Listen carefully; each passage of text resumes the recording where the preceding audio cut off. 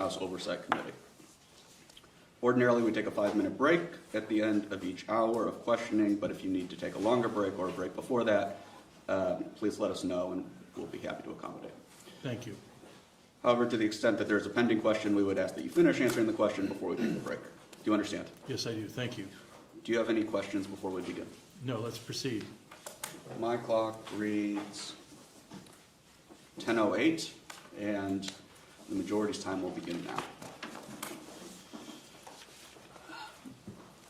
Mr. Klain, do you think questions about Joe Biden's cognitive health are legitimate questions from the American people? Yes, I do. Do you think that the American people are wrong to have concerns about how Joe Biden appeared the night of his 2024 debate against Donald Trump? Well, it was a very poor performance that night, and I understand why voters found it upsetting.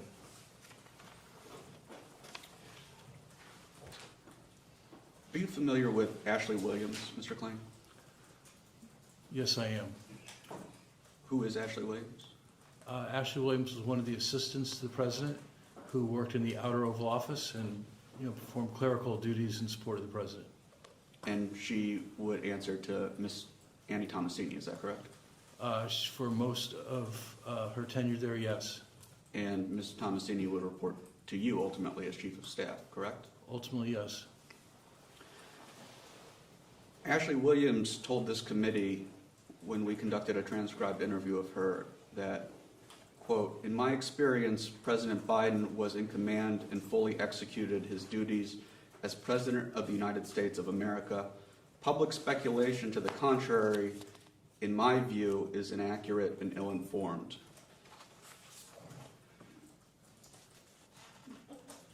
Many Americans believe that President Biden was not, in fact, in command. Do you agree with Ms. Williams that the American people are ill-informed? Well, I'm not sure what Ms. Williams meant by that, but I believe that President Biden was in fully acute to serve as President of the United States for the entirety of his tenure, and had the mental sharpness to serve as president and was serving as president. Do you believe he was in command the night that he debated President Trump? I believe he had a very poor debate performance that night. As many incumbent presidents have in their first debates, President Reagan had a very, very bad first debate with Vice President Mondale back in 1984. President Bush had a horrible debate, his first debate, when he debated Governor Clinton and Mr. Perot in 1992. President George W. Bush had a very bad first debate against John Kerry in 2004. And President Obama had a famously horrible debate in his first debate in Denver in 2012. Thank you, sir, but that wasn't my question. Do you believe that President Biden was in command the night that he debated Donald Trump in June of 2024? I believe he had a very bad debate. I don't know what in command means in the context of a debate. He wasn't being president then, he was being a candidate for president then. If President Biden showed up to the White House every day, behaving and acting as he did the night that he debated Donald Trump, would you have concerns about that? Well, I don't know what behaving and acting means. I think that the president gave very weak answers that night, but I think when he showed up at the White House, in my experience, I was chief of staff for the first 2 years. I left in February of 2023. He arrived every day and reviewed difficult issues and made decisions that reflected a sharp mind and an ability to make very effective decisions as president. So your testimony today that you haven't noticed any change to Joe Biden's mental acuity over your years of knowing him? I'm sorry, Jake, that's not what I said. There's no question that he at 80 is different than he was when I first went to work for him when he was 44 years old. We all get older, and I think there's no question that he had aged as president. But he still had the acuity to be president and to make presidential decisions. But do you think his mental acuity had declined?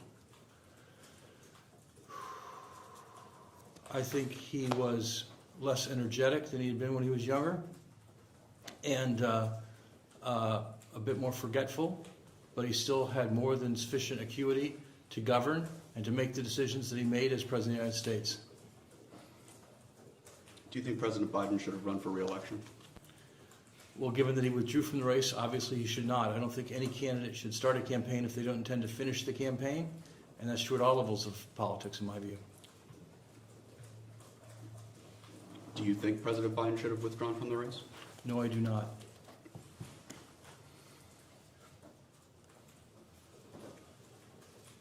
Is it your testimony today that President Biden, former President Biden, is not in mental decline, in your opinion? I'm not sure what you mean by the phrase mental decline. Do I think he is older and a bit slower than he was when he was younger? Yes. Do I think he had the mental acuity to be president? Yes. Thank you. Let's back up a little bit. Okay. Can you tell the committee where you did your undergraduate studies? Georgetown University here in Washington, D.C. And what did you receive a degree in? My major was in government. I received an AB in government at Georgetown in 1983. And you graduated from Harvard Law School in 1987, is that correct? That is correct, yes. You have a rather lengthy professional background. I don't think we're going to hit every piece of that, but I'm going to hit a few points, and we'll go from there. You served as Chief of Staff to Vice President Gore, is that correct? That is correct, yes, sir. What years were you Chief of Staff to Vice President Gore? I started in the fall of 1995 and left in 1999. I'm going to show you a document.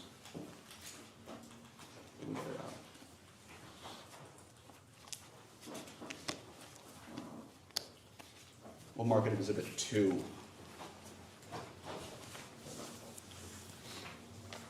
This is a memorandum for the President from senior advisors, subject follow-up on debates, dated April 15th, 2024.